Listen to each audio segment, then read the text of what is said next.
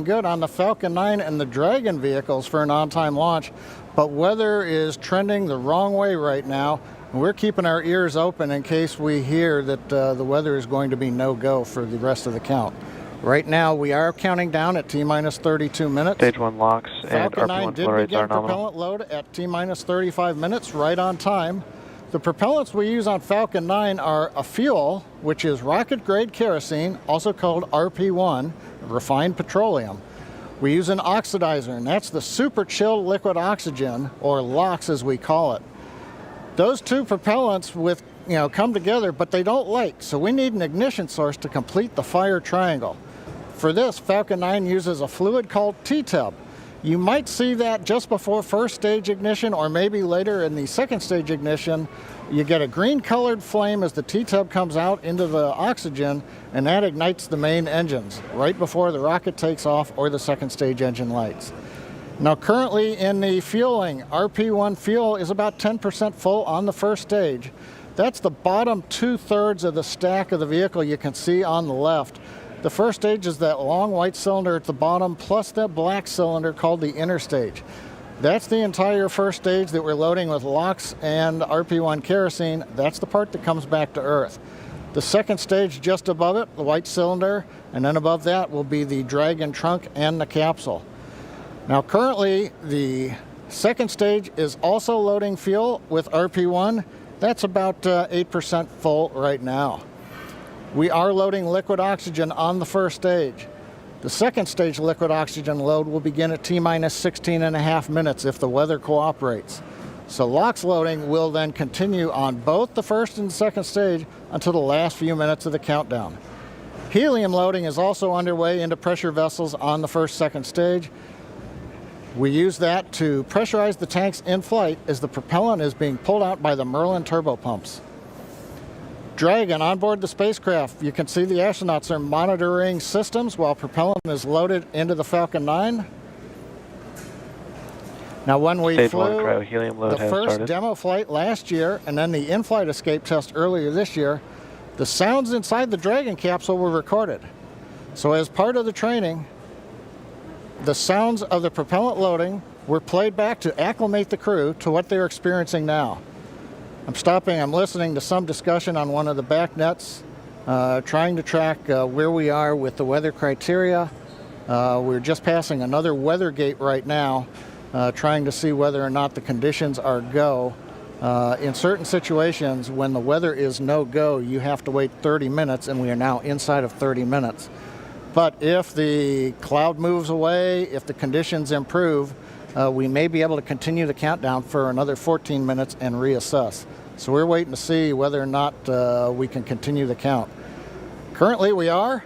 The range, they're ready to support with no problems in the air and the sea space area. But again, the weather, that's the one that's looking bad, and we're going to continue to listen. And as a reminder, today we have an instantaneous launch time. So at this point, if we hear a hold for any reason, we're going to have to stand down and target our backup launch opportunity on May 30th.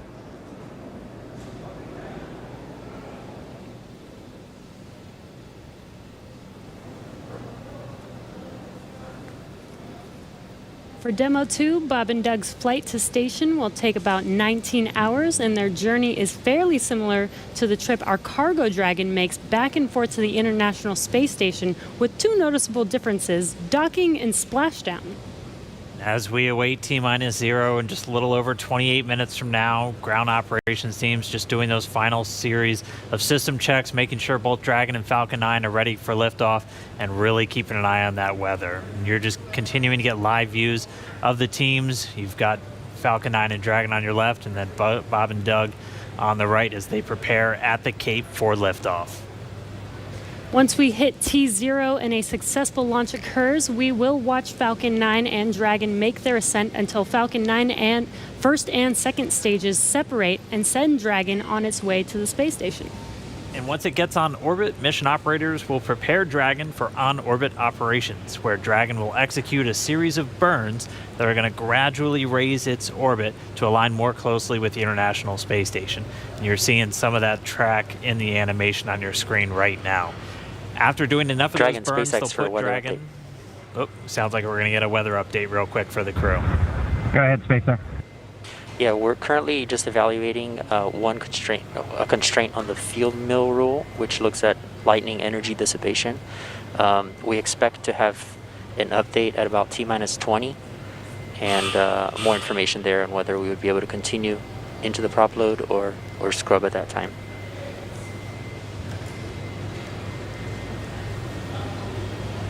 Okay, Jay, thanks for the update. We appreciate it. Copy. So I'll give you some more words in about 6 minutes. Okay, so it sounds like we're going to Dragon find Cap. out in about 6 minutes if we're going to have enough time. And John, I was referring to a couple of those weather situations where we have to have a certain amount of time. In this case, with the field mills, about 15 minutes. So they have until about 16 minutes and 30 seconds to really make sure that we're going to have enough time for that to dissipate. So we're going to be listening for that weather update in just a couple of minutes, but it is going to be a pretty interesting trip uphill for them once they actually get on orbit. And a very exciting countdown with 6 minutes to figure out if we are launching today. But targeting back to what we were talking about, next Dragon will make its approach and actually dock with the space station. This is a very different process from what we've seen with Dragon cargo deliveries in the past, which used a process called berthing. Now, berthing requires a spacecraft to approach the station and then stop so a crew member can maneuver the station's robotic arm to capture the spacecraft. Docking on this version of Dragon can be done autonomously. Stage 2 cryo-helium load started. Autonomously with no crew aboard the station. It's typically a faster process, both when arriving and leaving, but it does still require pinpoint accuracy to approach safely. Once captured, a spacecraft then gets attached to a common berthing mechanism. It's the same type of port that we use to connect each of the modules together on board station. It's a little bit slower process than docking, but the hatches are significantly larger than docking ports, which makes them perfect for bringing up large cargo items. And Dragon will spend up to 120 days docked before preparing to return home. Following successful completion of Dragon's test objectives and cargo loading operations, the crew will close out the cabin, perform final system checks, and configure the vehicle for undocking. Once the automated undocking sequence is complete, Dragon will complete 2 departure burns using its Draco engines, pushing it away from the space station. And then after Dragon departs the station, it's ready for its trip home. And that'll have deorbit entry and landing and a number of other operations. If you're looking at this animation, it might look like we're playing the one we played originally in reverse, because that's kind of how it goes, but just a little bit quicker. All of the operations following the final departure maneuver will include things like trunk separation, closing that nose cone again, executing a deorbit burn, and once they're inside the atmosphere, deploying drogue and then main parachutes, and then finally splashing down off the Florida coast, at which teams will move in, get Bob and Doug up out of the water, and get them out of the capsule once they're on the boat. So we have 4 minutes now until we get that next expected weather update. Let's go down now to the team at Kennedy. Murray?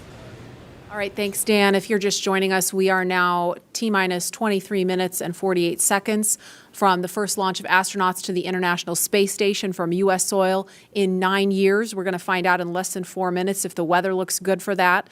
And this will mark the beginning of a new era where more people will be able to fly to space than ever before.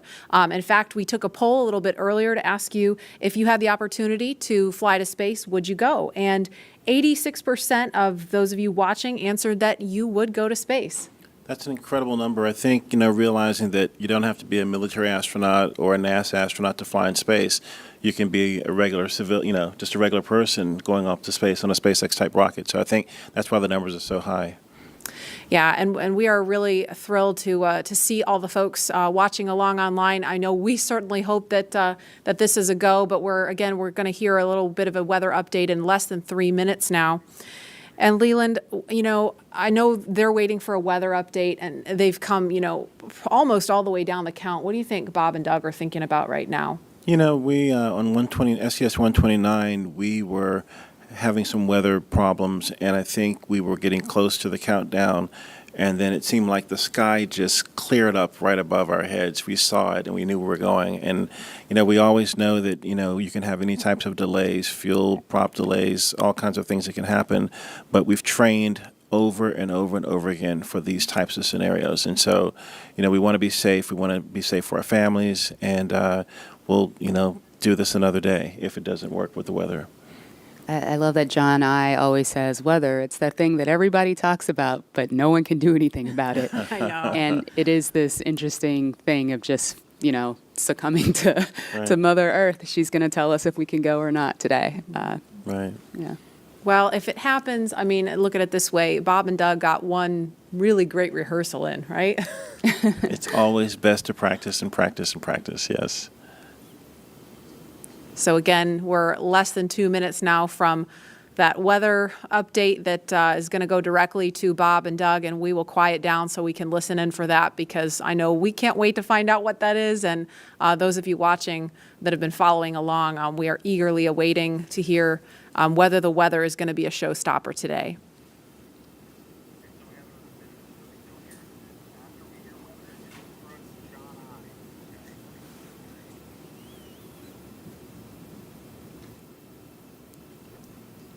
These clouds can seem really deceiving at times, right? You see the blue skies peeking through and you think everything's fine, but you just don't know. That's why we have those launch weather officers. Absolutely. And I know, we've talked about it before, but it's not just the weather in Florida that they're looking at. They've got to look at weather downrange. If they were to have an abort in flight and they needed to come down somewhere in the ocean, they need to consider what the weather's like out there, because recovery teams have to go out and get them in a situation like that. So there's so many variables, and that's why not just with this flight, but with every human space flight we've had in the past, there's always a very good chance of a scrub, because you do have so much criteria that you have to meet. And we're going to listen in now. We're just seconds away from a weather update. Stage 2, RP1 load complete.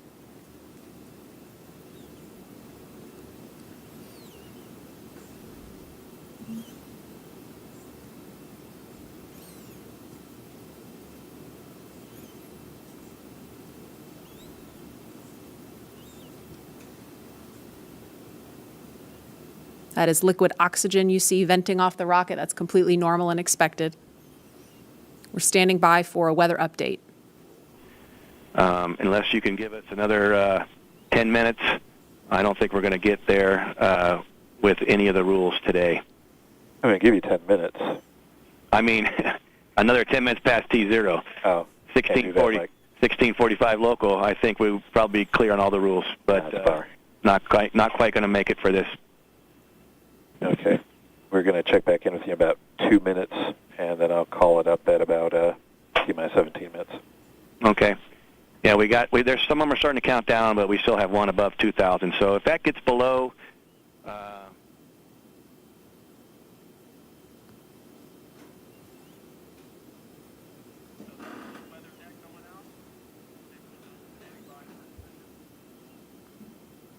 And that didn't sound great right there. That was the weather net going out, but we're still standing by for a final decision.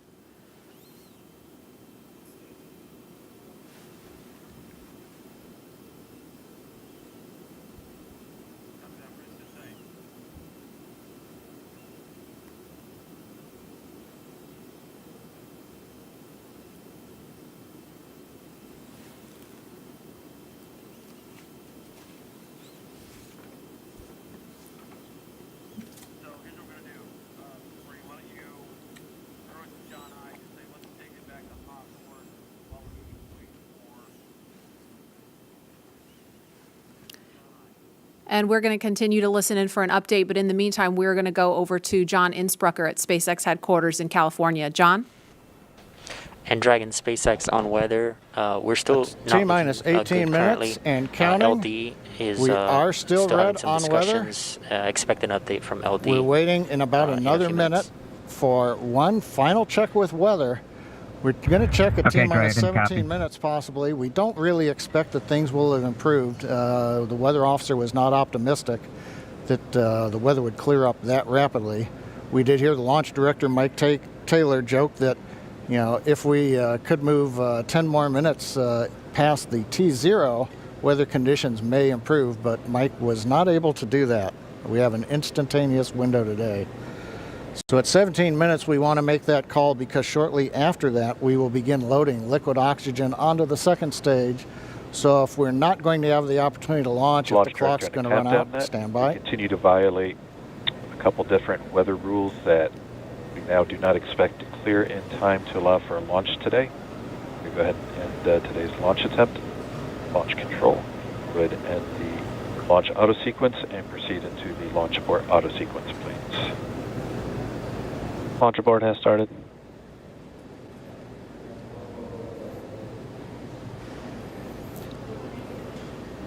And Dragon SpaceX, unfortunately, we are not going to launch today. You are go for 5.100 launch scrub. 5.100. It was a good effort by the teams, and we understand, and we'll meet you there. Copy all. We've heard the call from the crew. They have been informed. Launch Director Mike Taylor has called a scrub for the day, and we got the feedback when the Dragon team informed Bob and Doug. They said we gave it a good try, but they understand, and we are here to try another day. So right now we did officially hold the clock. It looks like at T-minus 16 minutes, 54 seconds. The launch automatic sequence that controls the Falcon 9, the loading of propellants, the cycling of valves, that is also stopped. We now proceed into what is a normal scrub sequence for us. We practice this every launch. So now we move into safely taking the propellants, the pressurization gases back off the first and second stages. As things get into a safe configuration, then we will disarm the escape system on Dragon, and we'll bring the crew access arm back around the spacecraft. So right now, we got down to just inside 17 minutes. The hardware was working very well on both Dragon and spacecraft. We had the fuel loading going on. We had liquid oxygen loading going on, everything but second stage. And the weather just needed a little bit more time to clear the conditions. We didn't have that time because we had an instantaneous window. And so with that, SpaceX launch director had to call upon the input from weather. Dragon, copies had to all, call about 30 a minutes. scrub Thank for you, the Mike. day per the safety rules that we have for this flight. So right now the team is undergoing the post-scrub operations on both Dragon as well as Falcon 9, working with the range. No issues being reported right now as we start to go through that sequence. Everything looks good. And Dan, we had a good webcast going here until the very end. So, we'll look at it as now we've had another great dry rehearsal. Last Saturday we did a dry one, I should say, and today we've done a wet dress rehearsal. But sorry, we just couldn't get there, Dan.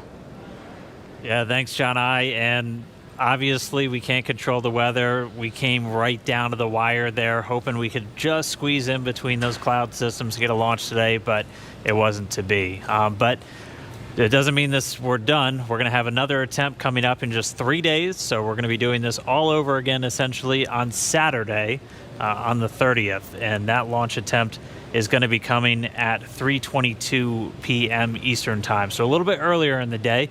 It's going to look largely the same to everything that we saw today, with the crew waking up, going through suit up, making their way to the pad. So we're going to feel a lot of deja vu, I think, on Saturday. Yep. But still exciting. Safety is always first, so if weather was not there for us today, hopefully Saturday it will be there for us and we will have a safe launch on Saturday. Yeah, the initial weather report still had us at about, I think, a 40% possibility of violation. So weather a little bit better, but we're still going to be kind of rolling the dice. It is Florida in the spring and summer, so storms are always a possibility. Mm-hmm. One of the good things, though, the vehicle appeared to be in great health throughout the day, both Dragon and Falcon 9, so we didn't have to scrub for any technical issue. We're going to continue and follow along with Bob and Doug until they're out of that capsule, as again, they had started loading fuel onto the Falcon 9 rocket, so they'll have to wait until all that fuel comes off. They'll disarm the launch escape system, which still stays armed because they're still sitting on a partially loaded rocket, and then once they're able to disarm that launch escape system, the crew arm will swing back out. They'll make their way once again back the way they came, and then it'll be back to crew quarters for Bob and Doug for a few more days.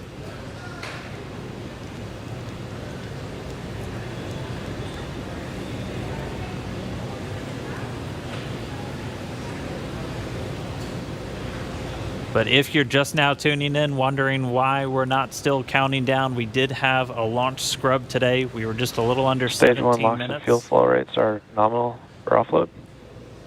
Expecting about a 40-minute offload time. And so that call out, the LOX, the liquid oxygen fuel pumping out of the first stage of the Falcon 9, everything looking good with that. Expecting about 40 minutes for all that fuel to come off. So again, once that fuel comes off, Bob and Doug will be able to disarm the launch escape system, and that crew access arm will swing back out. They'll be able to make their way back down and then over to crew quarters. So unfortunate scrub today because of weather. That was the one thing we were tracking from the moment we started today, watching Bob and Doug get suited up for their launch. We did abort today's launch, or scrub today's launch, with a little under 17 minutes to go until our T0 time, which was 4:33. So that's going to move us to our next attempt, which is coming up on Saturday, and that time is going to be 3:22 p.m. Eastern time, so a little bit earlier in the day for Bob and Doug and for everybody else watching around the world. They're still going to have a 19-hour flight to station if that's when we launch, and a lot of the stuff that we saw today is going to look very similar, but we're just going to have to try again, cross our fingers, hope for a little bit better weather the next time.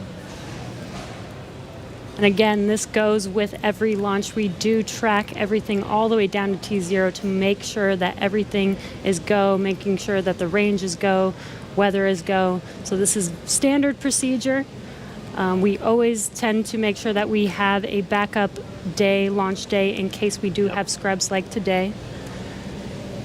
So this is pretty normal and standard. Nothing to be worried about. Again, we do this for the safety of our vehicles, as well as today we had astronauts on our vehicle. So even bigger reason for us to make sure that we have safe weather for them to fly. And just a reminder for everyone still tuned in, it takes about 40 minutes for all of this propellant to come off of the Falcon 9. And while it is offloading that launch escape system on Dragon, which is designed to pull the capsule away if there's any issue with the rocket or anything on the pad, that is still armed. So we're going to continue to stay with this until all the propellant's off, and then we'll see the launch escape system get disarmed. Bob and Doug will be able to open up their visors again. The crew access arm will swing back out and link up with Dragon, and they'll make their way off and then down the tower at the pad. But if you're just now tuning in, no launch today. We did have to scrub because of weather. We're going to be moving to our second attempt on Saturday, just a little bit earlier in the afternoon. Just going to continue to stand by as this propellant comes off. We heard a call that everything was going nominally or as expected so far. And then once all the propellant's off, we should see Bob and Doug make their way out of Dragon shortly after.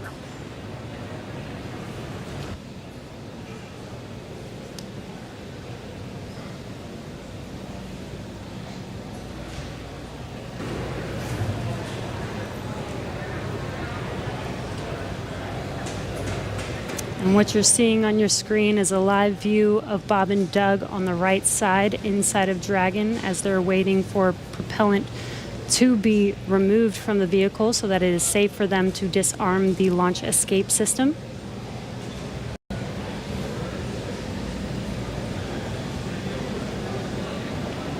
And this will take a bit of time, so we are going to stay live with you to watch this as they exit the vehicle eventually and come down from standing down on launch today.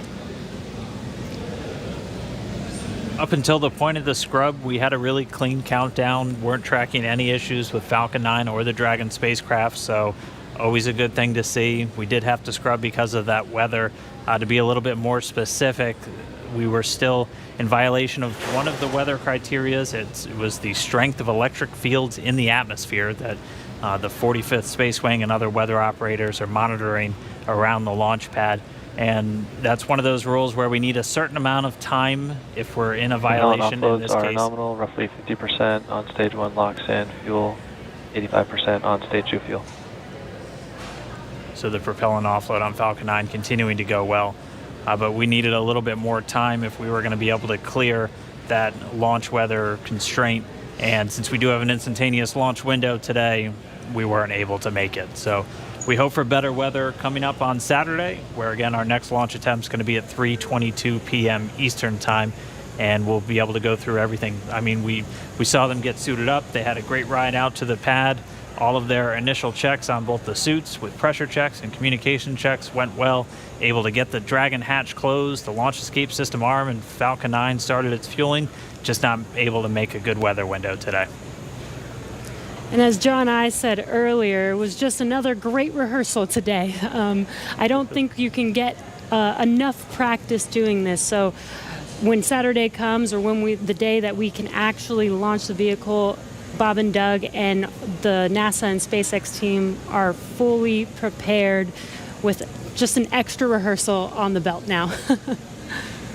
Yeah, as we had talked a couple of times throughout our countdown, the weather is a lot more complex when we're launching humans. You have some more stringent requirements in place, not only around the pad, but in the case of this launch today, we were also looking at whether the entire ascent corridor, as we call it, so basically the entire way that they were flying up the east coast of the United States in this launch today, we're monitoring that weather because those are areas that if they have an ascent abort, or basically Dragon firing off of the Falcon 9 while they're flying into space, we have to make sure that conditions are good in the sea states around those areas, just so they're not going to be landing in the middle of a hurricane, which we did have a tropical storm forming right off the coast of South Carolina today, just to help complicate things a little bit. And people might be asking, if we knew the weather was going to be a little iffy today, why continue to count down? Well, that is the reason why we do all these checks all the way to countdown. In Florida, the weather is, pretty sporadic. Sometimes a thunderstorm or hurricane will pass through. Within 20 minutes, it's gone, and we could have clear skies for a safe launch. We continued as scheduled.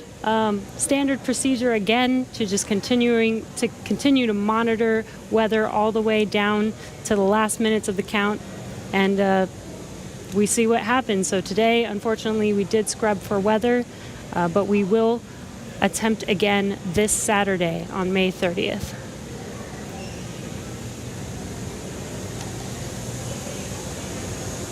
And Dan, Jesse, a couple of things to add on there. Right now we are 11 minutes after the scrub was called. Liquid oxygen and fuel are coming off of the first stage. Hard to tell from the view. It's still a little misty around the tank because there's locks on board. But we're between half and a third of each of the fuel and LOX tanks filled on the first stage. So propellant coming out right per plan. The second stage fuel tank is offloading. That's going slower, but it's also a smaller tank. It doesn't take very long to either load it or to offload it.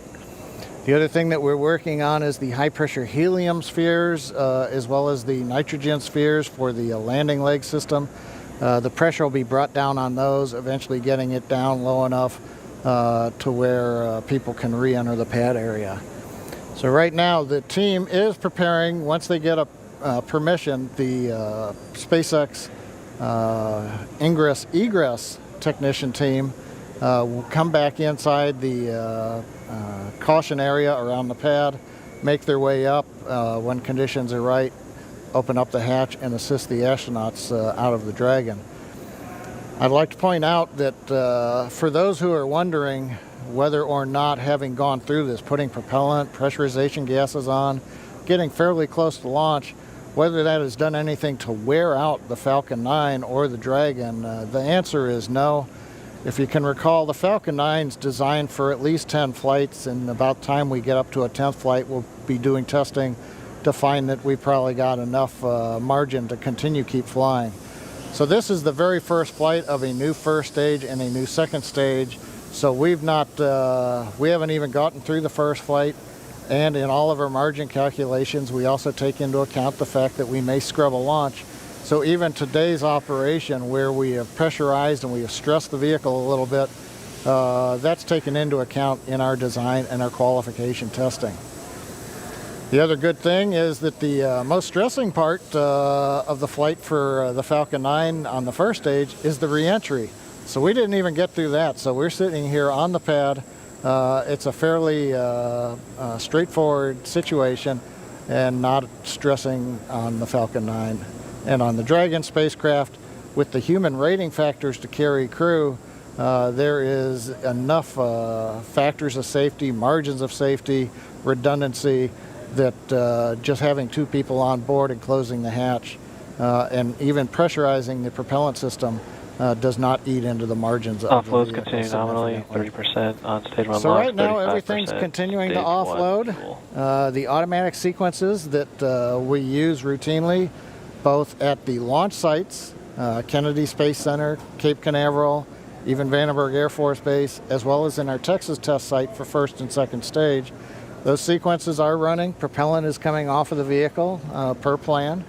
And we see Bob and Doug up in the Dragon spacecraft, just waiting when we can get up there, open the hatch, and help them egress and come on back down the tower. And the other thought I had, Dan and Jesse, is right now we are coming up on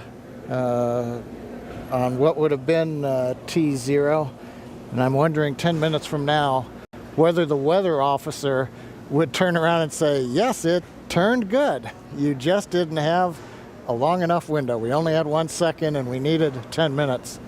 So we'll have to ask offline and say, hey, did the weather conditions improve? And one thing I'll tag on to that Dan was mentioning and Jesse was talking about, the launch opportunities. The launch window does move earlier on Saturday a little bit. So it just happened to be Orbital Dynamics said today, if you want to go to the International Space Station and you want to launch northeast, which is the approved trajectory, you have to go right at 4:35 p.m. Eastern Daylight Saving Time. You pick another day, the T0 moves. It's just luck of the draw. We might have been doing this at 8 in the morning when we were getting lightning, or we could have been doing it a few hours from now when conditions may have been acceptable.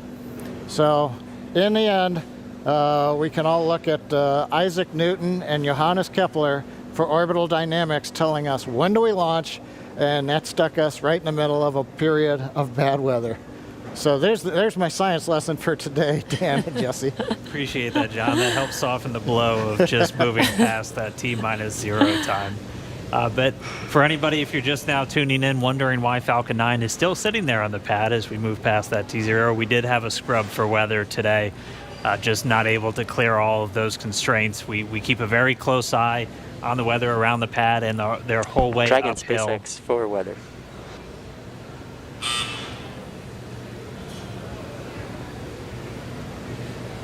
Right now, Bob and Doug are still inside of Dragon. Go ahead for weather. Yeah, I just wanted to give you some more words on the scrub rationale. Yeah, so we basically scrubbed due to 3 rules that we were violating. All 3 would have been expected to clear 10 minutes after our T0 time.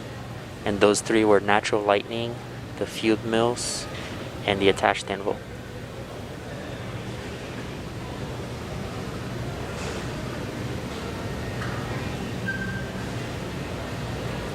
Yeah, we copy, Jay. We appreciate that update. We could see some raindrops on the windows and just figured that whatever it was too close to the launch pad at the time we needed it not to be. So we appreciate that and understand that everybody's probably a little bit bummed out. It's just part of the deal. Everybody was ready today, and we appreciate that. And the ship was great. And we'll do it again, I think, on Saturday. Copy all. And yeah, we concur. And appreciate your resilience sitting there in the vehicle for us. We got the easy job. Nothing better than being prime crew on a new spaceship.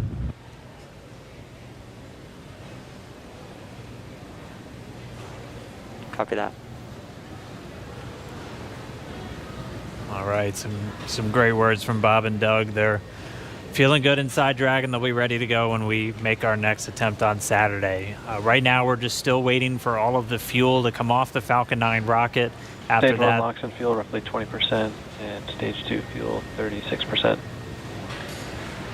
And so that call right there, we're still at a little over 20% on fuel, RP1, and LOX, liquid oxygen, on the first stage, and then at about 26% on RP1 on that second stage. So again, it takes about 40 minutes once the process starts, so we should have right around 30 minutes or so until all that fuel's off. And then the crew will get the go to disarm the launch escape system. We'll see that crew access arm swing back into place, and they can begin to egress or get out of the Dragon spacecraft. And you heard it live, that weather update of what we violated. We were just 10 minutes off, unfortunately, but again, today was an instantaneous launch. And as John explained, it's due to the orbital mechanics and making sure that at the time we launch, it will allow us to get to the space station on time and accurately. So you can see on your right screen, Bob and Doug are patiently waiting. They do still have their visors on and still strapped into their seats.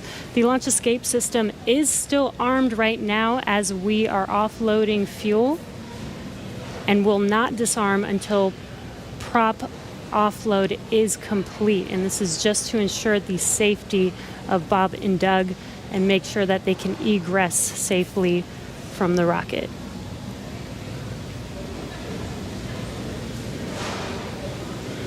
And just a reminder, today, just this first attempt, we're going to be right back here looking like on Saturday for attempt number 2. Launch America is not going anywhere. still on the track to get Bob and Doug into space, get this Crew Dragon up to the International Space Station. So it's always good. If you're going to scrub, probably rather scrub for weather than an issue on either Falcon 9 or Dragon. And we weren't tracking any issues with the flight systems throughout our countdown today. Everything passed with leak checks on the hatches and the crew suits. All the communications working great. All the teams were ready to go. So as John and I said, always nice to have a little bit more practice, and we'll be right back at it on Saturday. What would this launch be if it wasn't even more exciting to try and launch today, and now we have to push it to Saturday? Really got to build the suspense. Yes. So. Hey, Dan and Jesse. Another thought crossed my mind while I'm watching the diagram here showing fuel is just about off. First and second stage, we're down under 10%. LOX is also just about off of first stage. 10%. Yep, and we're getting the announcement. Stage 2 fuels roughly 20%. Stage 2 fuels at 20%. Stage 1 LOX is under 10%. So just continuing to come off of the vehicle as expected. On the monitor, Bob and Doug continue with visors down. Their launch escape system is armed, as we've mentioned. If there is anything that were happen to go wrong right now, they still have the viable pad abort means, something that we demonstrated way back in 2015 on one of these webcasts when we fired the Dragon capsule using the 8 Super Dracos off of the launch pad and it splashed down offshore in the Atlantic Ocean. So they're staying there with the system armed until all the hazards are essentially removed and we bring the crew access arm around them. We're standing by a minute. We're going to listen to Launch Director talking to the weather officer.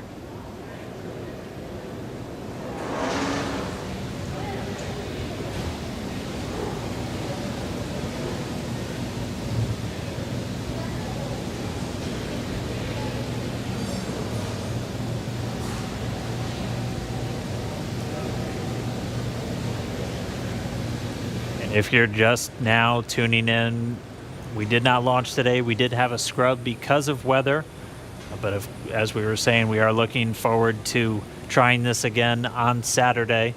Our launch time on Saturday will be another instantaneous window, so we'll have to have the weather cooperate again, and that launch time will be at 3:22 p.m. Eastern. I think our last weather update put us at about 40% probability of violation. John and I can check me real quick. Yeah, Dan, what I saw coming out of the Air Force was 40% probability of violation, I believe. It's always tough because they report in terms of violation, and the optimists have to subtract that from 100% to go, hey, 60% chance, I'll plan my picnic. We were listening, the SpaceX launch director, Mike Taylor, was talking to the launch weather officer asking about the 3 criteria that scrubbed us today. It sounds like in another minute or two, the lightning and the attached anvil cloud rules will clear. The field mill rule, charge in the atmosphere, is still bouncing around, and so, hey, we may need several more minutes before that one would clear. So we'd need even longer than 10 minutes in the window today, it looks like, for all the rules to clear. That brings up what I wanted to mention a little while ago. I got lost listening to the weather brief. But there are a lot of folks who are going, why an instantaneous launch window for Falcon 9 and Dragon? Now, typically when we go to the space station, when we do the mission planning, it's an instantaneous window. There may be enough performance in the rocket to launch somewhere in a 5-minute period, but you've got to pick a time in there. But in the case of Falcon 9, once we start propellant load at T-minus 35 minutes, it doesn't matter so much if you can move 5 or 10 minutes left or right, because the whole sequence is scripted. We do the flight analysis assuming that the temperatures of the propellants are below a certain amount so that we know how much performance is available to the rocket, how much margin we're going to have. So essentially, if you start the countdown, 4 hours, 8 hours out like we were doing today, and you have a very short window, once you get into propellant loading at T-minus 35 minutes, you have to go as soon as you get to 0. We don't have the ability to stop the countdown, wait 5 minutes. Now all of a sudden the liquid oxygen starts warming up from 340 degrees below 0 in the ground system, and that changes how much performance you get carrying into orbit, and we don't want to cut into those margins. Now, if we had had something like a 4-hour window, which some communication satellites have, we could actually get down to almost 0, hold the count, detank the Falcon 9, wait a while, it takes us about an hour and a half, reload a whole new batch of cold liquid oxygen and fuel from the big storage tank that we've got there at Pad 39A, and try to launch again. But in that case, you have to be able to launch, about an hour and a half or so later after you scrub. And in the case of the International Space Station, an hour and a half from now, it's nowhere near where we need to be to get to orbit with the performance of the Falcon 9 and the Dragon. So today, it's a combination. We start the day with a 1-second window. Yeah, just informing you, it's been 2 hours, 30 minutes. But once we get inside of 35 minutes, it becomes an instantaneous window for the Falcon 9, regardless of what the customer may be able to give us. So there's a little explanation for folks who are wondering why we have such a tight window. Okay, right now, it looks copy, like we are bringing the last bits of fuel off of the stage, and liquid oxygen is just about off of the stage. So things are clocking right along per the 40-minute timeline. Everything looks good, and we'll wait to hear that we're clear, and then when we get the call for Bob and Doug to go ahead and disarm launch escape system, and the crew access arm will watch come back out, center itself around the Dragon hatch, and then the ingress team will go up there and open the hatch. Thank you for the science lesson, John I. Hey, no charge. Much appreciated. We did hear a quick call to the crew there. We should be just under 10 minutes away from that prop offload completing. It looks like we're just tracking Stage 2 the fuel offload RP1 is complete. And there we have the confirmation. Stage 2 offload's complete. And we should have now just the RP1, so that densified propellant, or the RP1 is kerosene. We should be under 10%, a little under 10 minutes until that's off. And then we'll step through those events we were discussing, where they'll be able to disarm the launch escape system, get the arm back out there, and Bob and Doug can begin to exit the Dragon spacecraft.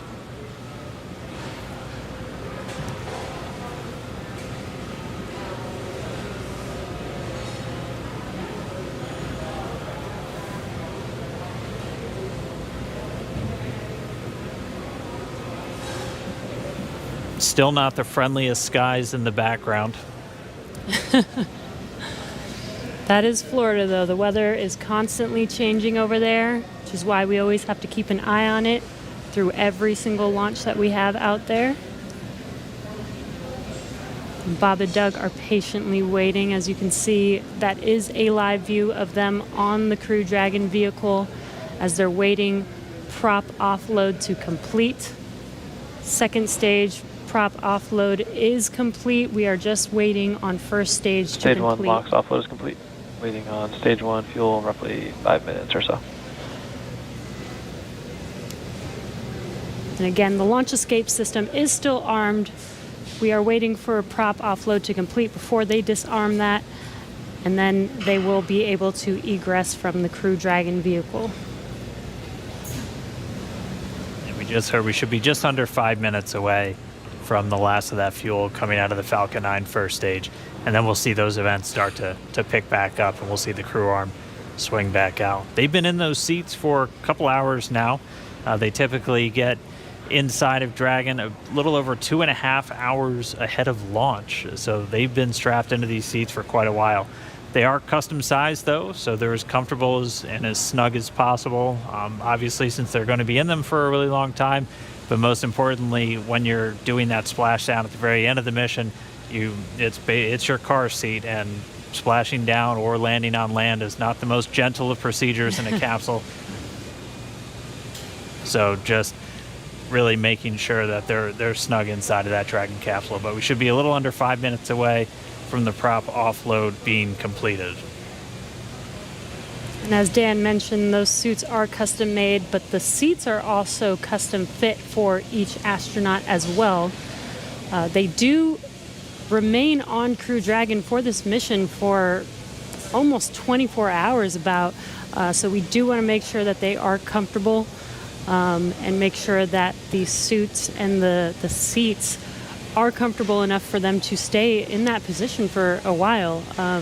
I believe when they get into orbit, they are allowed to get out of their seats and get a little bit more comfortable, but it's a long ride for them. Yeah, once they do get on orbit, they are able to get out of the seats and actually out of their suits too, since for this flight path today, it was going to take them about 19 hours. So Bob and Doug would actually have had about 8 hours to sleep on board the Dragon capsule. So we weren't able to launch today, though. The rendezvous on Saturday should be very similar to what we would have had if we launched today, where it'll take them about 19 hours to get to the International Space Station. So they'll launch, and they'll have a number of different events that we'll be able to walk you through, including manual piloting of Dragon and just really putting the spacecraft through all of the paces before it arrives at the International Space Station. Because, again, this is a test flight. And this is this last test before we certify the Dragon spacecraft for regular crewed flights, which will just be bringing up those long duration, 6-month, maybe even a year-long missions. Right. And it should be a very exciting test flight because it's pretty much like an actual mission. When Bob and Doug get on the station, they will be performing some research while they're up there and performing tests and doing some final things for this demonstration mission. Yeah, but I mean, just for right now, we are just going to continue to stay with them until we see them come out of Dragon, because the launch escape system's still armed while we wait for this propellant offload to complete.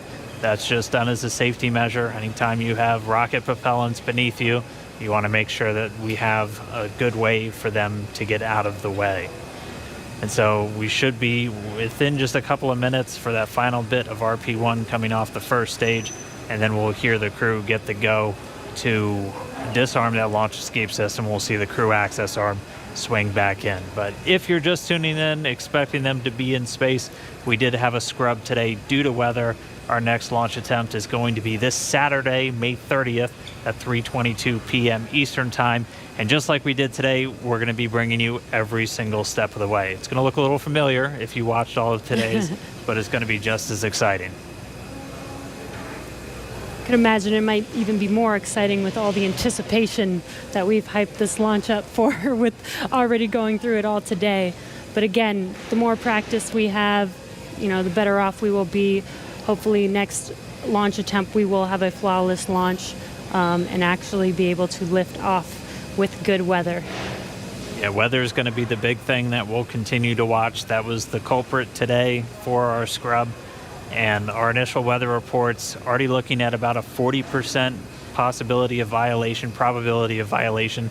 So as John and I was saying, the optimists in us have to say that's 60% good. So we're gonna look at the good side of this, and that's roughly what we were in the days leading up to this.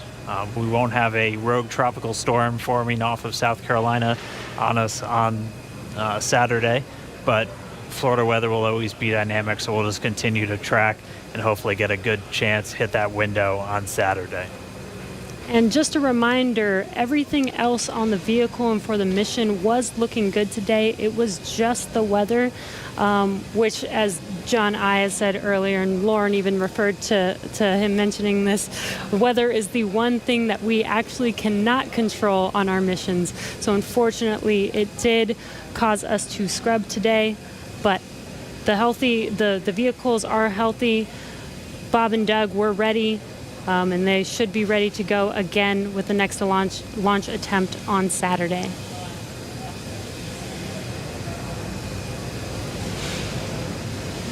Just looking at our data, it looks like that RP1 is just about all out. So we'll just kind of stand by for a few more moments. Hopefully we get that call soon, John I. Yeah, I was going to, while we're waiting to hear the call that the last percentage of fuel is off, I was going to comment on Jesse's discussion about it was just the weather. I think during this countdown, there were more words said about the weather than everything else. Uh-huh. I'm listening right now to a weather discussion in the background.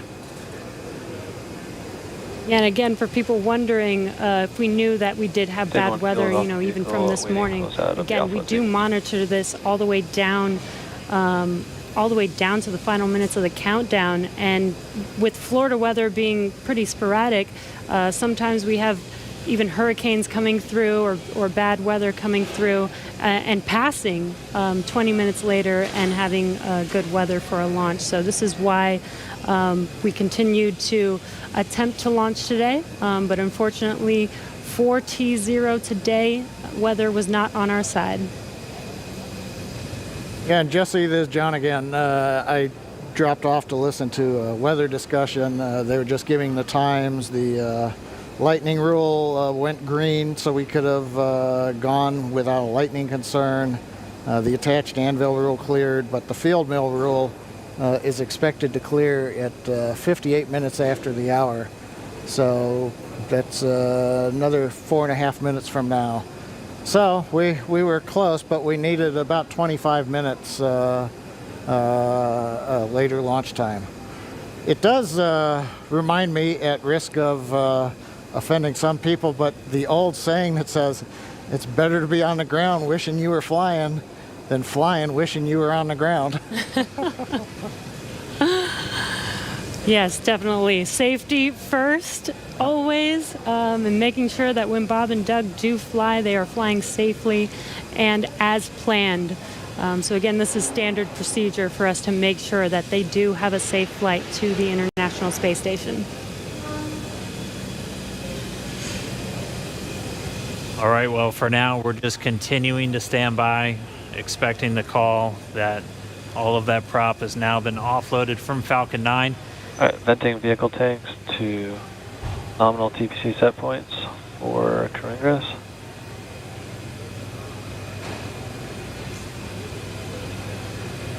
At this moment, the launch escape system still armed. Once the prop offload is complete, that'll be the next step in our procedures to have Bob and Doug begin to make their way out of Dragon.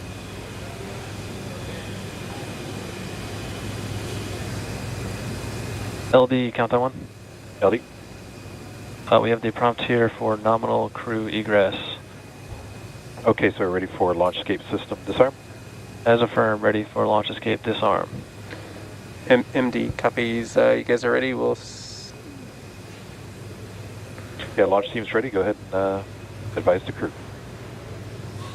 Yeah, Dragon SpaceX, you copy that discussion. So with that, you are go for disarming launch escape system per section 2 of 5.100. We'll put that in work. Section 2, disarming the launch escape system. All right, that was the call we were waiting for, propelling off of Falcon 9. So Doug Hurley, Bob Ankin now going to disarm the launch escape system on Dragon. And once that's disarmed, those 8 Super Draco engines will be out of the mix. SpaceX Dragon, Launch escape system has been disarmed into Alpha Decimal 3. Copy that. We concur. And showing then confirmed the launch escape system has been disarmed. And Dragon SpaceX, with that confirmation, you are go to open your visors and proceed to Section 3. Okay, we'll open the visors and go to Section 3.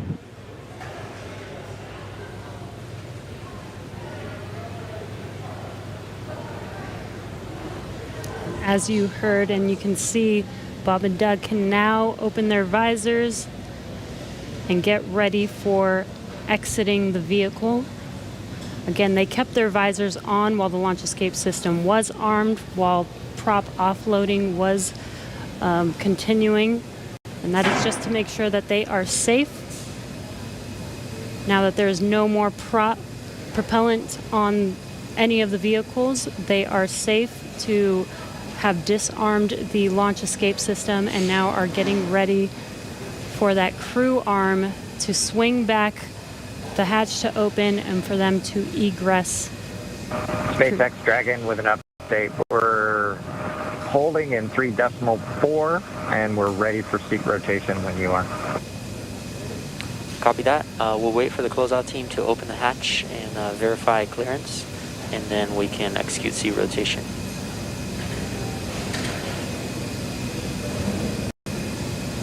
Dragon cap.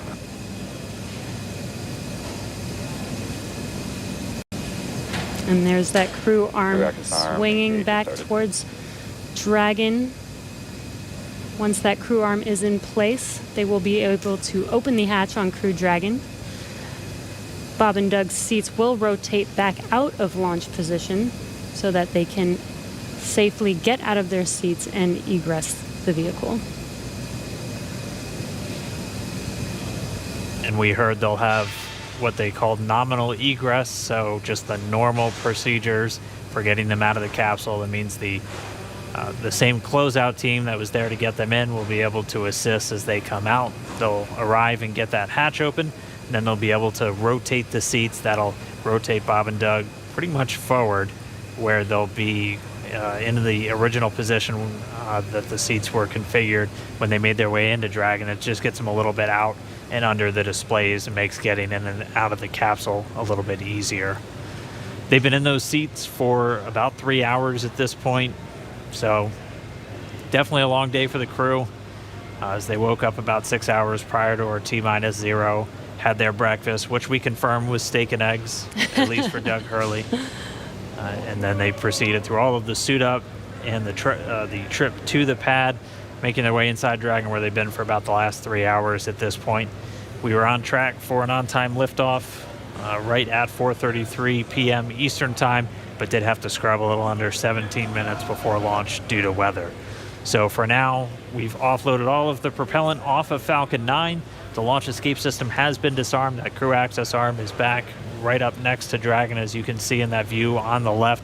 Pretty soon we'll see the teams arrive to get the hatch open, get Bob and Doug out, and they'll make their way back to crew quarters and their quarantine. It is important to note that throughout the entire process of them getting into Dragon, suiting up all of those different steps, they maintain that same quarantine that they've been in since for about 2 weeks now, and that is specifically for events like today, where we have to scrub and just go to another day. So we don't want to break that quarantine once we're putting them into that launch vehicle, and that's a standard quarantine that we have for any crew members flying to the International Space Station.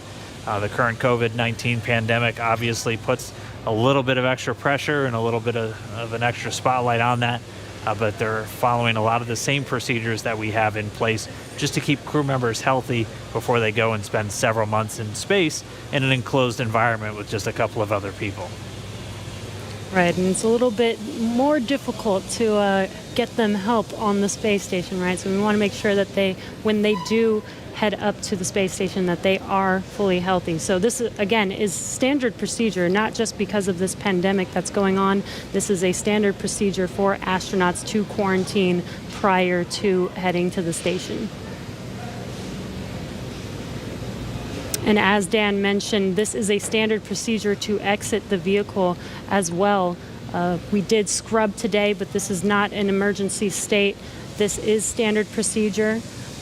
This is something that is practiced and rehearsed and made sure that we do follow our standard procedures to make sure that everything is still safe. Bob and Doug exit safely and go back into quarantine and get ready for our next launch attempt.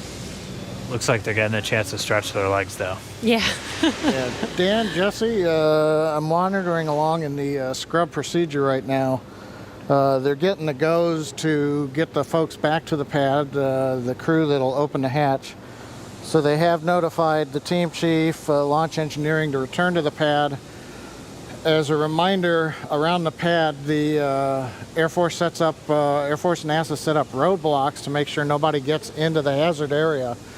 So they will head to the roadblocks, they'll pull them open so that they can drive to the pad. So launch director, I think, is estimating it's still about 15 minutes for the crew to drive all the way down out to 39A, get up the tower, and then begin operations on the hatch.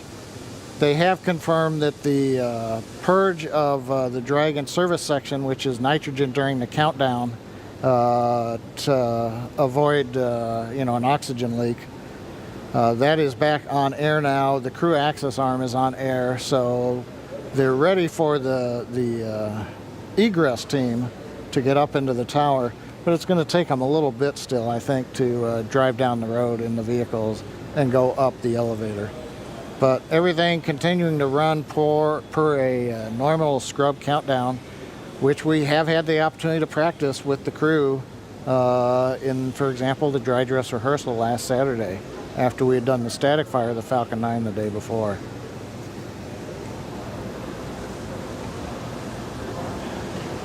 And I've been seeing a few questions, people asking why aren't we just trying to launch tomorrow? As John and I was talking us through, there's some very specific times you have to identify when you're going to be able to link up with the International Space Station. You'll only have so much fuel, which can only generate so much energy to make sure you're going to intersect with the station, which is flying at over 17,000 miles an hour. So you're hitting Dragon one bullet SpaceX with for another comms. bullet. Some of our other launch attempts are able to make it to the station, but have much longer Dragon, times. to prevent us from losing comms, we're going to be switching to umbilical at this time. I'm going to be unmerging Countdown 1, but we'll keep you updated here on Dragon Ground. Okay, yeah, we see the TDRS countdown with a little over 3 minutes. We'll stand by for your next call on umbilical. Copy. The crew getting a call, they're just going to reconfigure some communications. But as to why we're not launching, say, tomorrow... And core and Countdown 1 loops are merged.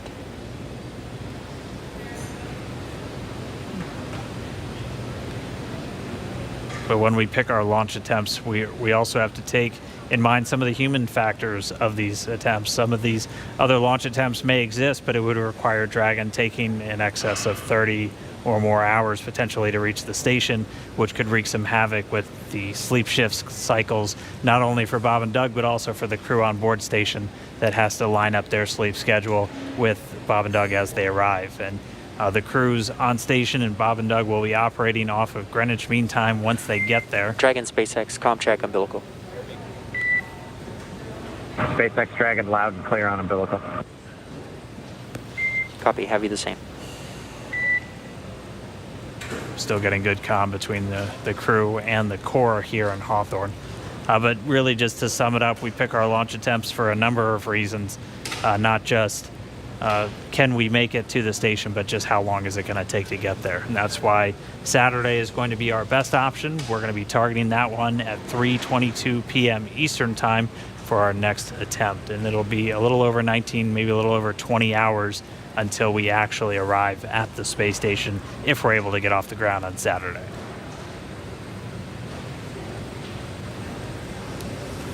Right, and this gives Bob and Doug, a few days to kind of shake off the nerves from today's launch attempt, give them some more time to rest, and again, get ready for our launch attempt on Saturday.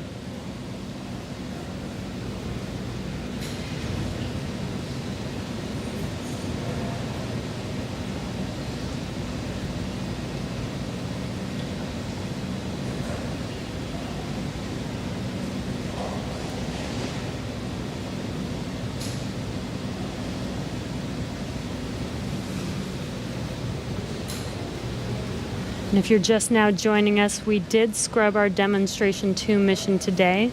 And as John mentioned, we are waiting for the egress team to make it back to the launch pad, head up the tower, and help the crew, or help Bob and Doug egress the vehicle.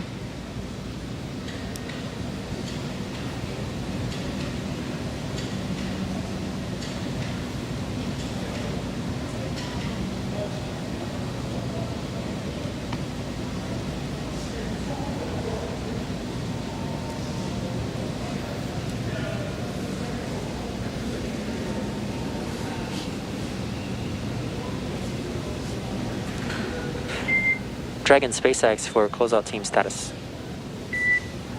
Go ahead. Yeah, the closeout team has arrived at the pad and they are proceeding to the White Room. Copy that. You heard that call out. The egress team is at the pad and are proceeding to meet Bob and Doug in the White Room, where they can open the hatch and help them exit the vehicle. Yep, and we'll continue to stick with Bob and Doug until we see that hatch get open and them start to make their way out.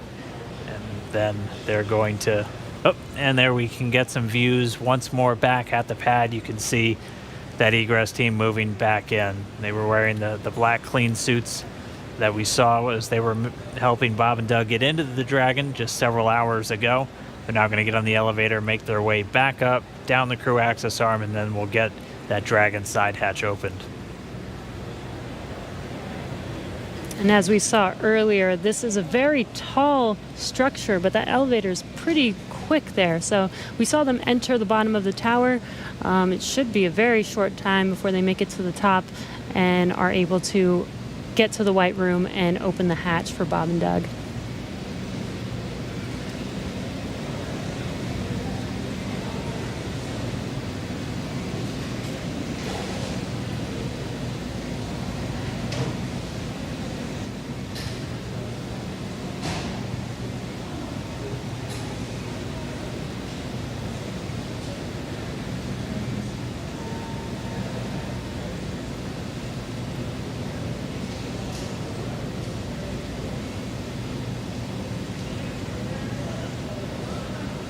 If you want.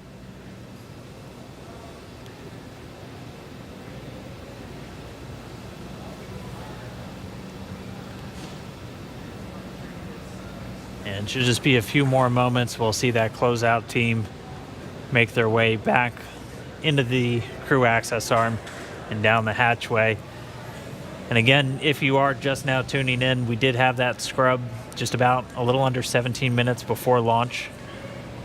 Our next launch attempt is going to be this Saturday, May 30th. At launch time, it's going to be another instantaneous launch time. It's going to be 3:22 p.m. Eastern time over there in Florida. And assuming an on-time launch, it'll be a pretty similar flight that we were looking at today, where it'll be roughly about 19 hours before they make that initial contact to the International Space Station. They'll get on orbit and execute a series of 5 different burns to gradually raise their orbit until they're just a few hundred meters below the station and maybe a few kilometers behind. And then they'll do all of the final approach initiation maneuvers. And by that point, the team here in Hawthorne will be working very closely with the team down in Houston in the International Space Station Flight Control Room. Weather for Saturday still not ideal, but it's roughly what we started out with today, where we have about a 40% chance, possibility of violation, and it'll be tracking a lot of the same issues with cumulus clouds and potential precipitation. We'll also be keeping an eye on all of the downrange weather.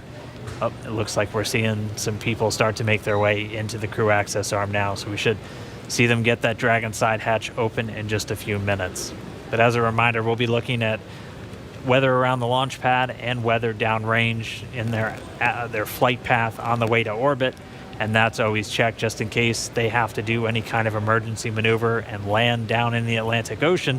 We will be making sure that the weather is at acceptable levels all the way until they're into space.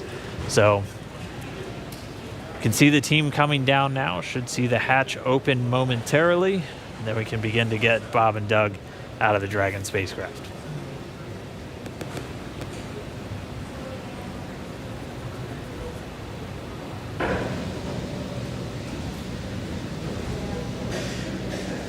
And again, we are staying live until Bob and Doug are safely out of Crew Dragon. You can see on your left-hand screen the team getting ready to open the hatch for them and help them out of their seats.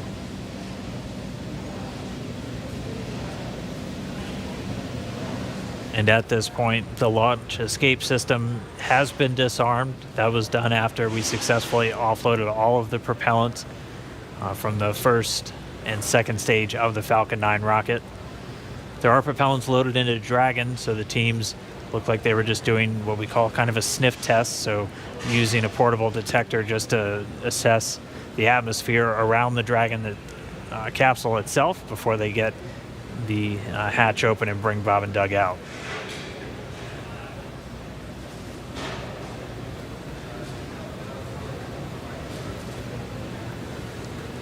All of this is standard safety procedures for egressing the vehicle. This is to ensure the safety of the crew as well as Bob and Doug. Dragon, SpaceX for status.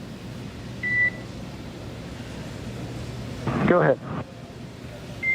Yeah, the closeout team is at the White Room. They are configuring the crew arm for egress, expected to take no earlier than 10 minutes.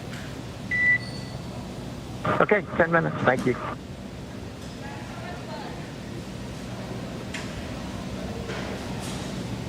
It should be just about 10 minutes. As a reminder, they're in the White Room. We walked through that a little bit earlier in our coverage this morning.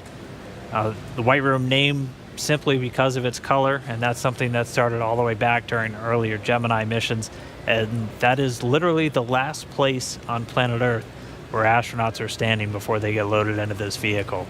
It has an environmental control apparatus and a seal that it can put right up against the Dragon spacecraft just to keep all of that dust, dirt, and Florida humidity And Dragon out of the SpaceX, capsule. we're right at 3 hours in seat rotation. I just wanted to check in with you on comfort levels. I'd say no changes, Jay. It hasn't been too bad at all. Copy all. And obviously at this point, with the launch escape system disarmed, we have loosened up straps and gotten our feet out of the straps on the bottom of the seat, so it's a little more comfortable anyway. Copy all. Looks comfortable.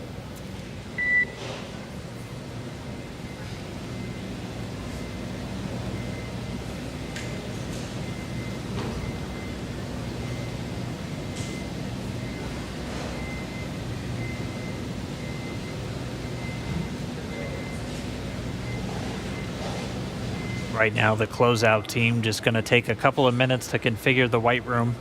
They'll set up a seal between it and the Dragon spacecraft just to make sure we're not letting anything from the surrounding environment get into that spacecraft, which is kept very pristine, obviously, for the crew members once they're inside. They have a small bridge that just connects the crew arm to the capsule itself, just making sure they have a nice clear path for their entrance and exit from the spacecraft.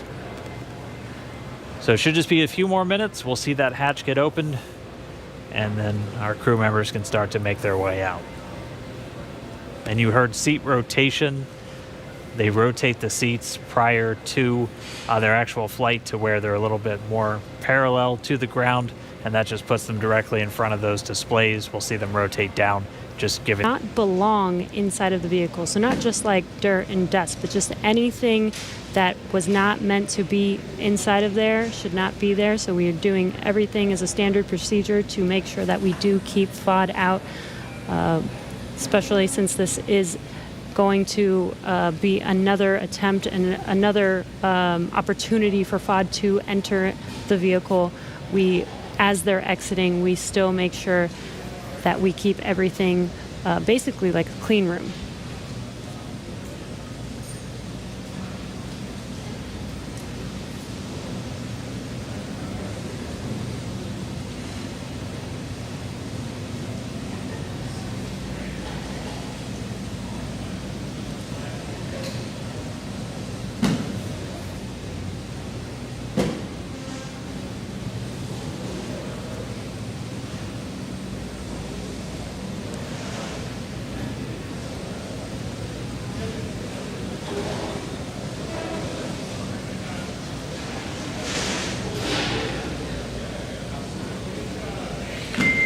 Dragon SpaceX, you may hear some vehicle venting in about 20 seconds.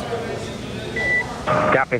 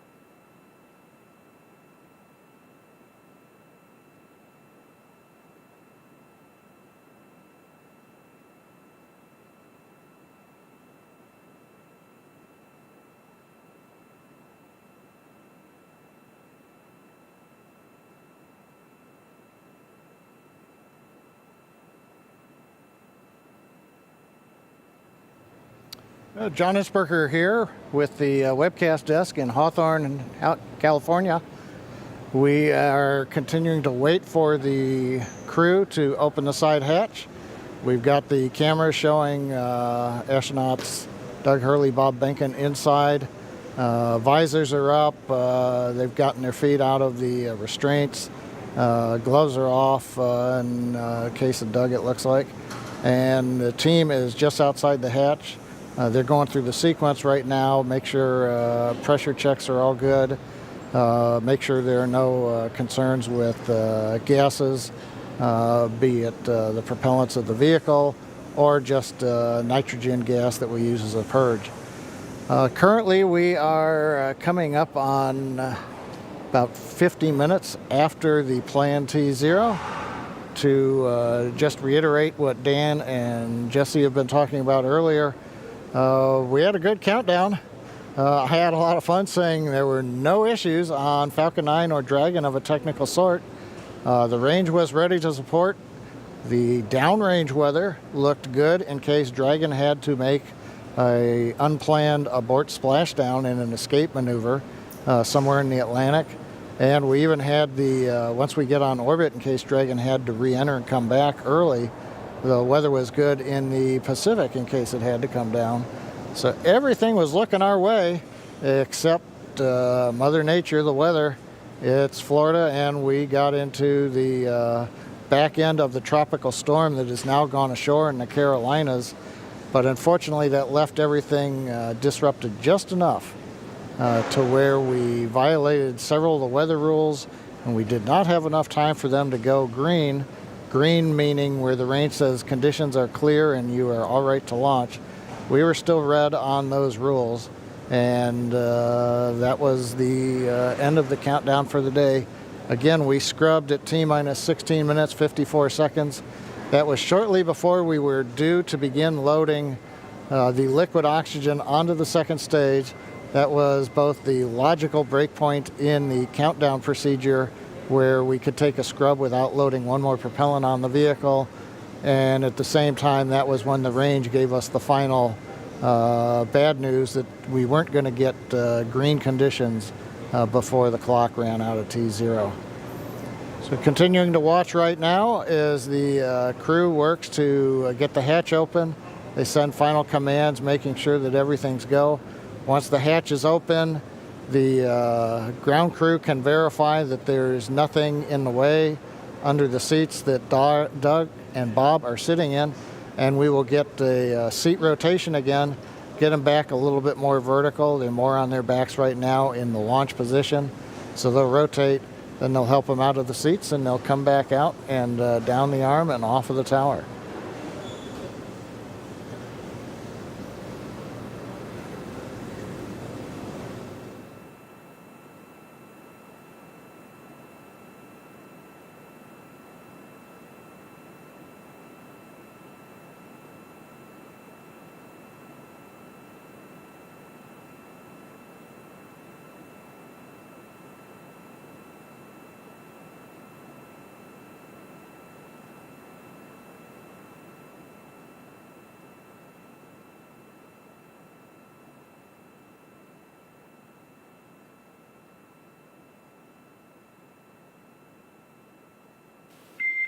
Dragon SpaceX, for status, it looks like the closeout team is inflating the hatch seal, the arm seal right now. Okay, yeah, we can see some folks outside the window.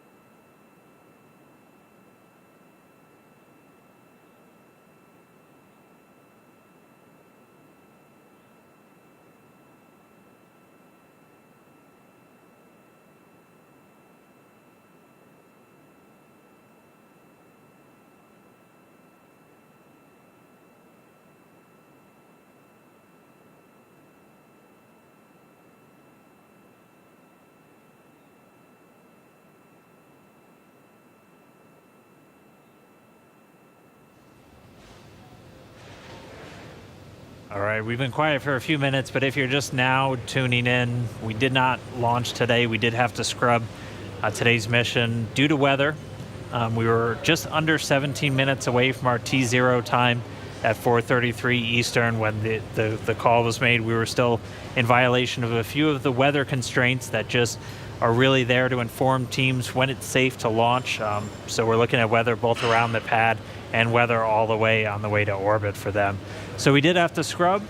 Since then, we've been able to get all of the propellant off of Falcon 9.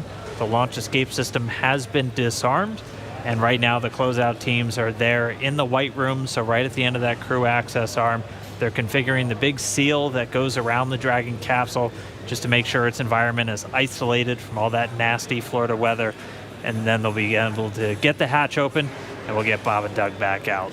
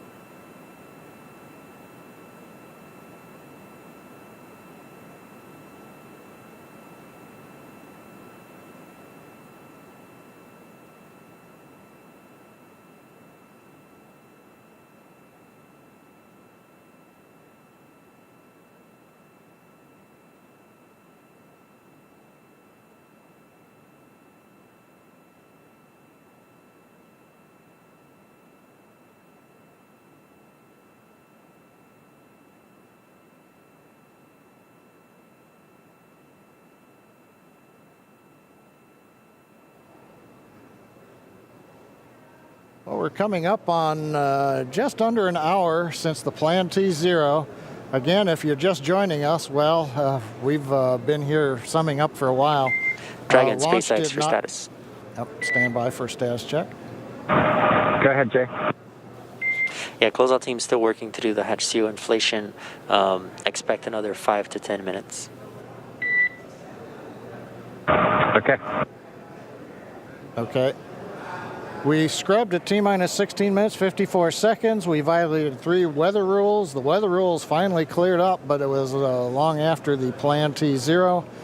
The SpaceX egress team did return to the pad. They were sent through the roadblocks that surround the pad, demarcating where the hazard area is. Team's up on the crew arm, and as you just heard, SpaceX talking to astronauts Bob and Doug. They're working the seal around Dragon. Then we make sure that Dragon capsule pressure is equalized with the crew arm, and then we'll go into the hatch opening sequence. So we've still got several more minutes. We'll carry that as we go. A couple of points to bring up. Once the crew comes off of the Dragon and comes back down, goes back to the crew quarters to de-suit, we will be Dragon, leaving. SpaceX for awareness. We're going to command the vehicle into pad hatch open in preparation for hatch opening. Copy that. Okay, that's good. That'll get them into the sequence to make sure that the pressures inside and outside And are note equal. this will equalize cabin pressure, so you may notice something there. Okay, thanks. So as I started to mention, once everybody's off, we'll leave the Falcon 9 Dragon, the crew arm, where they are. That is in the launch support position. There's no plan to come back down to horizontal. The vehicle is designed to stay vertical. Now, if we were to find something wrong during the countdown as we go through data review, that could mean that we have to come horizontal, as we did late last night, early this morning, as we were working a ground issue on the transporter erector, and then we went right back up. But currently, no plans to come horizontal. We'll stay vertical up to the next launch attempt on Saturday. There will also be, as is typical, engineers will go through all of the data they collected today, and then there will be a report out in what's called a Delta Launch Readiness Review, probably this Friday before we get into the next launch attempt on Saturday. That's where the engineering disciplines will brief management, chief engineer, launch director, mission director, the NASA customer, where we stand on today's countdown, what we learned as well as our readiness to proceed into another countdown attempt. But currently at Kennedy Space Center at historic Pad 39A, we're getting ready for the hatch opening and the crew to be able to leave Dragon, come back down, get out of their suits, and wait to go another day, hopefully this coming Saturday, the 30th.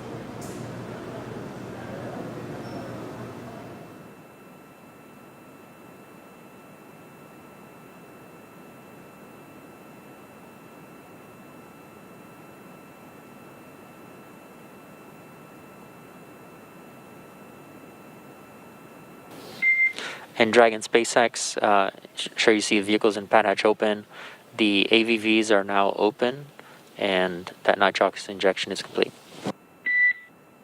Yep, we felt it and heard it, and copy all.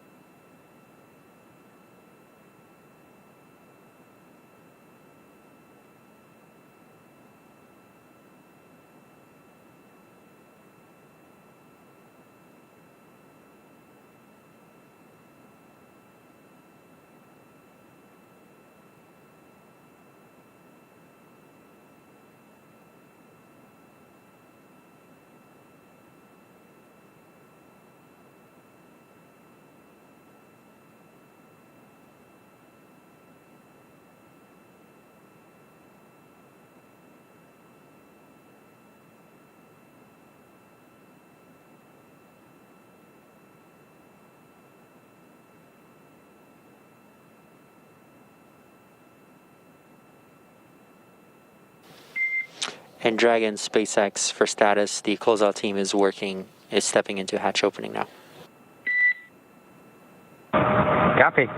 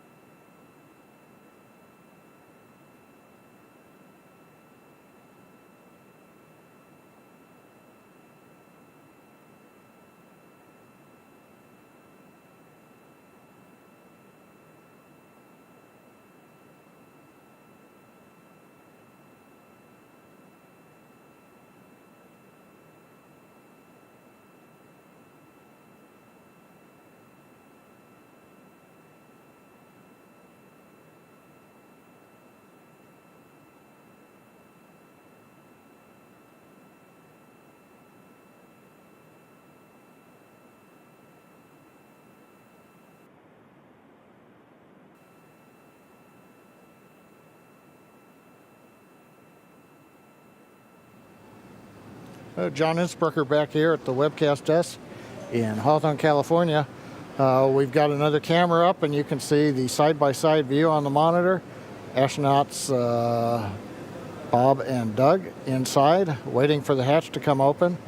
We're still in the middle of a equalization step.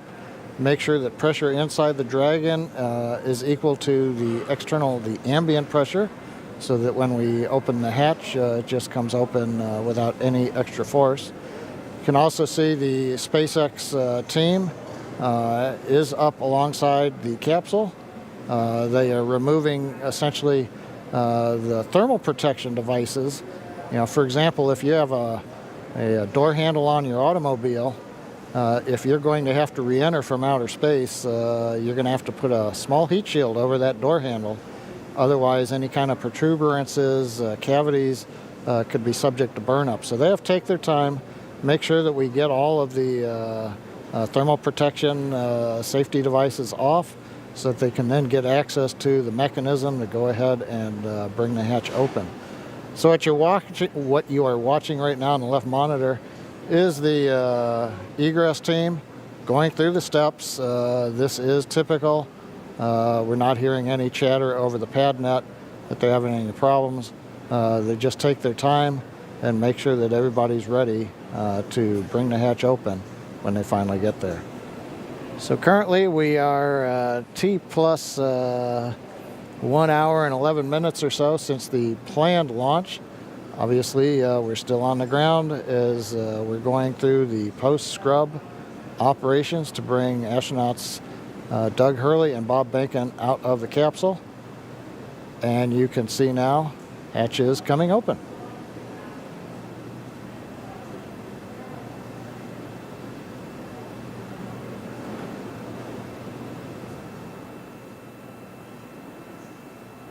There's a view from the camera inside the capsule. You can see the hatch area. Crew gave a quick wave to the ground crew when it came open. And right now they should be inspecting the area underneath the seats so that we can command the seats to rotate back into the ingress-egress position, make it a little easier on Bob and Doug to get in and out of the seats.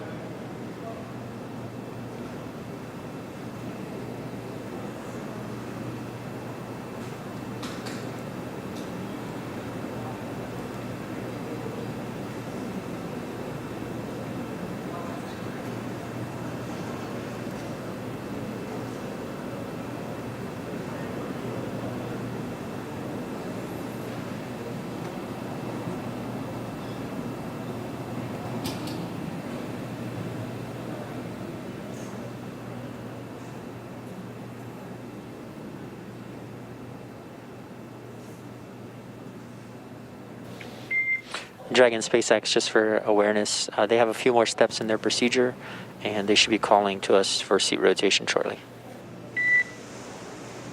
Okay, copy that. Yep, we see them working on that, and just as a lead into that, we are ready for the seat rotation. So just let us know when you're ready to start. We'll go.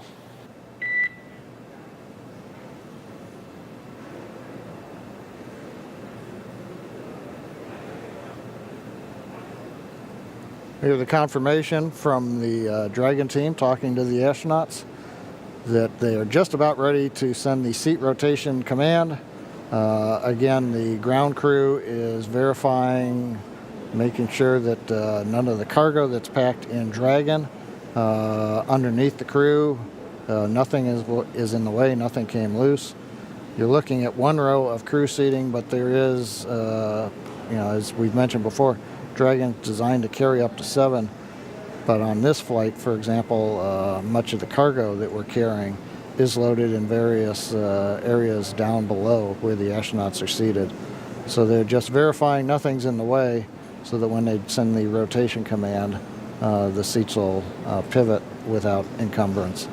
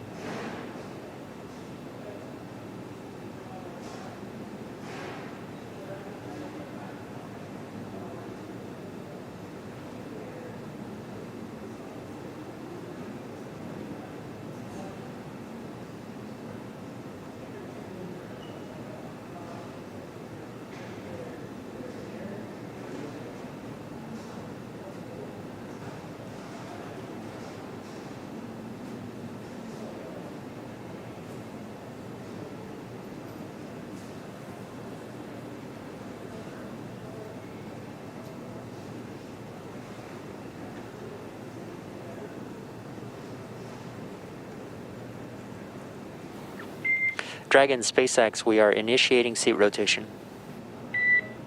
Dragon copies, we're ready.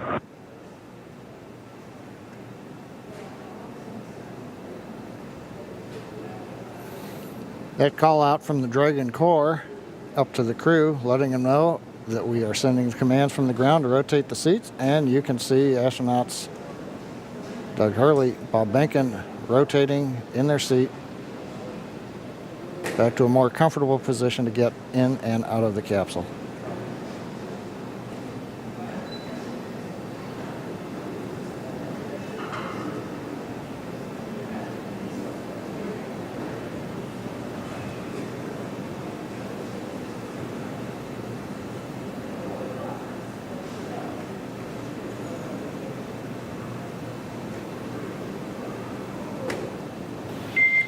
Dragon SpaceX, seats are upright.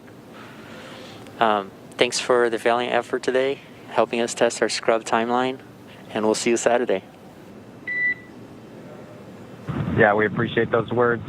Everybody did great today. It was a great practice, and we'll do it again on Saturday. Everybody stay safe, and we'll talk to you on the loops. Likewise.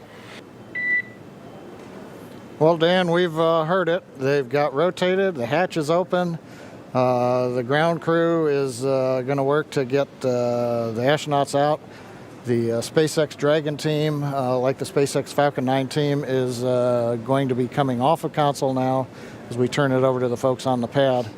So while we didn't launch, it was a pretty good countdown and scrub sequence. So we've got that good lesson learned under our belt. We look forward to Saturday having even better results when we get close to T0. That's right. Always great when we don't have any issues with the capsule or the rocket, which we didn't today. Just had to fight that weather. And we'll be doing the same on Saturday. We are looking at about a 50% probability of violation. That's about where we were today. We did see it was all just a matter of trying to line up correctly, and didn't make it today, but we're going to try again on Saturday. Right, and it sounds like we were just about half an hour away from making the launch attempt today with weather, with 50% weather chance on Saturday. Hopefully we have a better day at T0 for liftoff. But we're definitely going to all be back. Jesse, myself, and John I will be here in Hawthorne to take you along every step of the way. We hope everyone else tunes in also, because this is really going to be a monumental moment. We're now going to look towards Saturday for America once again launching U.S. astronauts on American rockets from American soil.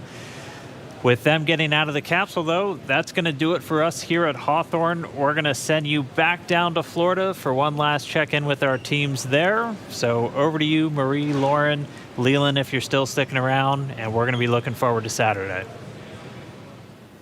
All right, thanks a lot, Dan. Yeah, we're just all sitting here. We watched Bob Behnken just climb out of his seat. Looks like he is out of Crew Dragon now, and Doug Hurley following suit. No pun intended. There we see Bob in the foreground and Doug climbing out of Crew Dragon in the background. Pad closeout team looks like helping them out. So any minute they're going to be basically just reversing course, coming back the way from whence they came. Leland, I know you had a scrub years back. Yeah, Marie, in 2008, we were having breakfast. I never scrubbed while I was in the vehicle, but we were having breakfast, and we got a call from the flight director saying that we had these engine cutoff sensors that were bad. 2 were bad, and the flight rules say that you should have to have 3 of 4 to fly. And so we all said we're not going to fly unless we have them. And I think we all need to know that the flight rules are there to protect, our astronauts and their families, and we got very close today. We sometimes get that launch fever that we want to go ahead and just try it anyway, but we have these rules for a reason, and it's really important to stick to the rules, even in the heat of battle, even with dignitaries here. It's just the way that we have to do it as operators. It's also a good wet dress exercise. Went through, exercised all the systems nearly to T0, which is incredible. I believe this may have been the first time Bob and Doug are sitting on top of in our vehicle with a fueled rocket. Mm-hmm. So that's pretty cool. Yeah, for sure. Closing the hatch, exercising the environmental life support systems, doing that flight leak check. I mean, all of this is a ton of learning that came out of here, even if we didn't ultimately go to space today. Absolutely. So we're getting a cool view that we wouldn't have seen if they'd launched. They're making their way back down the crew access arm. And they are going to be turning the corner there, heading to the stairs that are going to take them down to the elevator. Passing the worm. Passing the worm. So, yep, they're heading down the stairs now. That's going to take them down to the 255-foot level, and then they're going to be getting in the elevator, take them down to the ground level. And we'll do it again on Saturday. It's actually very reassuring that all systems were go. You know, there was no problems with the vehicle at all, as Lauren, as you said, and it was just some weather. And I think if we have that same performance on Saturday, and the weather gods give us some good juju there, we'll be good to go. Yes, yes, please. I mean, we were so close today. It hurt my heart. If we had 10 more minutes, it sounded like we probably would have made it, but just was not to be today. And of course, we're going to always do what is the safest thing for the crew. And as they head into the elevator there, we do want to go over to Operations and Support Building 2 now, where the NASA Administrator, Jim Bridenstine, is standing by. He would like to provide his own thoughts now. We'll go to him. Well, thank you, Marie. I know there's a lot of disappointment today. The weather got us. But I also want to say it was a great day for NASA. It was a great day for SpaceX. I think our teams worked together in a really impressive way, making good decisions all along.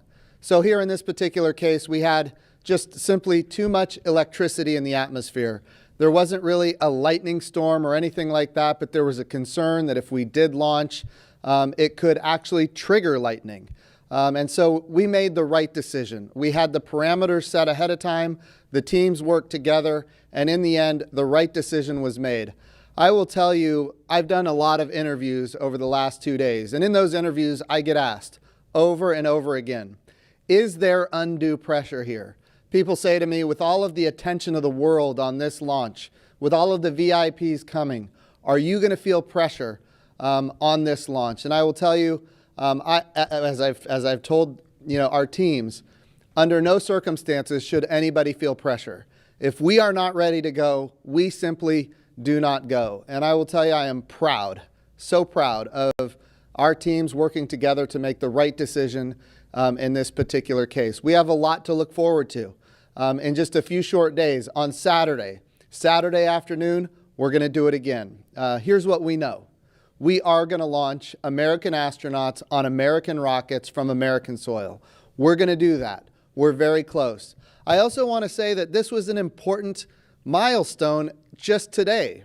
We did a wet dress rehearsal. We haven't done a wet dress rehearsal with our astronauts full gear before. We've done a dry dress rehearsal. Now we've done a wet dress. So we learn a lot every time we do these things. This is no different. And we get a lot of great data from doing what we just did. So today was a good day for NASA. It was a good day for SpaceX.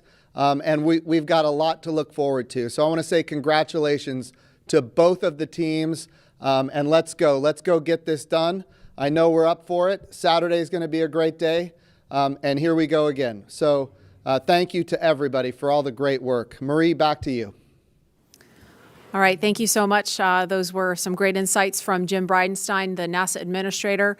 The crew's making their way back to astronaut crew quarters, where they're going to remain in quarantine until Saturday. They've been in quarantine for 2 weeks, and there they will stay to keep them safe and healthy for our next launch attempt. Again, we had to stand down from launch today because of unfavorable weather conditions around Launch Complex 39A, but we're going to be ready to do this again Saturday, May 30th. The new launch time will be 3:22 p.m. And our coverage will begin live here on NASA TV at 11 o'clock in the morning Eastern Time, Saturday. So be sure to tune back in on NASA television and nasa.gov/live if you're watching along online. And we will be back here to take you through it every step of the way. Thanks for sticking with us, and we will see you back here Saturday.